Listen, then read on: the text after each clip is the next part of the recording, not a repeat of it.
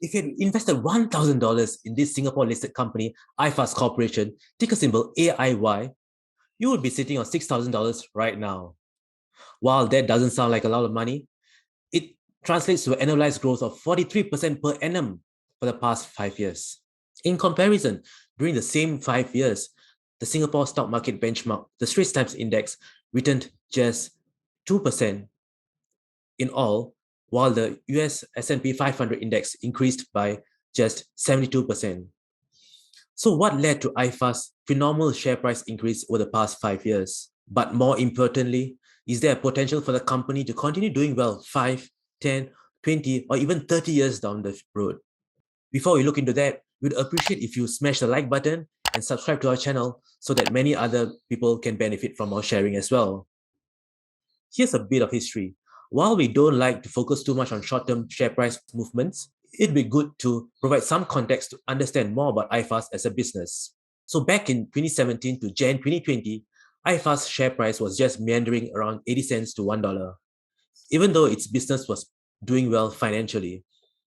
From FY 2017 to FY 2019, the company is a 31st December year-end, iFAST's net revenue grew 15% annually from 49 million Sing dollars to 65 million Sing dollars, while its operating cash flows rose from 13 million Singapore dollars to 19 million Singapore dollars, up 21% annually.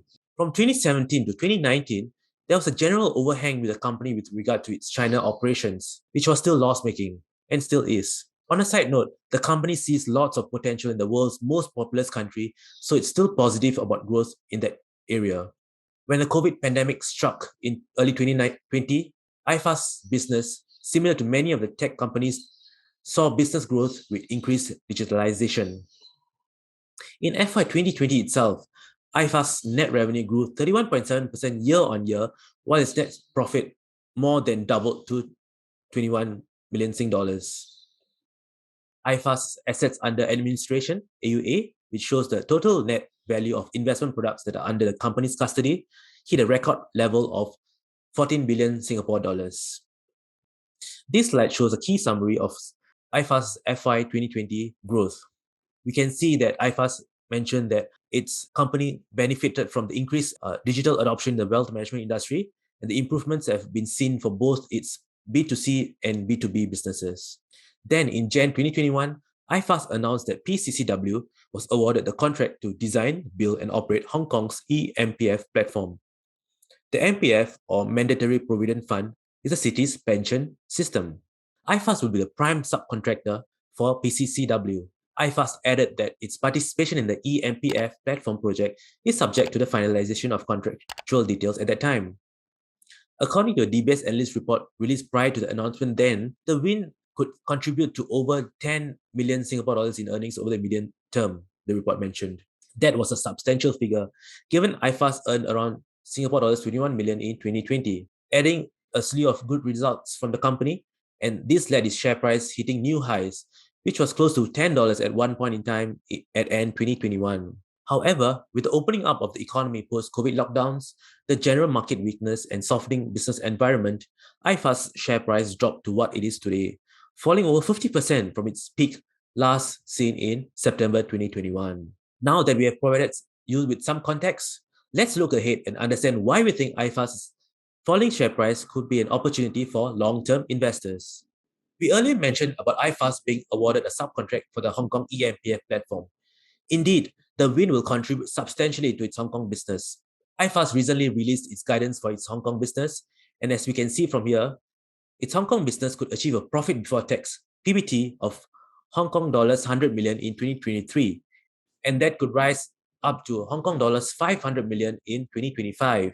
For context, the Hong Kong business made a profit before tax, or PBT, of 8.4 million Sing dollars in FY 2021, and the 2023 PBT target of 100 million Hong Kong dollars translates to around 18 million in Singapore dollars. This is over 2x its 2021 Hong Kong PBT. The growth in its Hong Kong business is part of iFAST's 4-year plan, as we can see in this slide. The company also aims to have assets under administration of 100 billion Sing dollars by 2028. Currently, its AUA stands at around Singapore dollars 19 billion. iFAST also bought a UK-based bank recently as part of its strategy to become a truly global business. That bank is now known as iFAST Global Bank. So all in all, it looks like there's plenty of potential for iFAST to continue doing well in the wealth management sector for many years to come. What we discussed with iFAST in this video is just a scratch of the surface for the company, as we did a deep dive into the company, iFAST, spanning over 20 pages for our MRS or Multi-Bagger Research Series subscribers. We've also released a free preview of the detailed report on iFAST, and you can access that particular report in the description section below. The link is right there. Do join our free preview to unlock iFAST research and many other companies that have the potential to become multi-baggers of the future. Also, if you have learned something from this video, do like and share it and subscribe to our channel for more of such investing videos. See you next time and happy investing.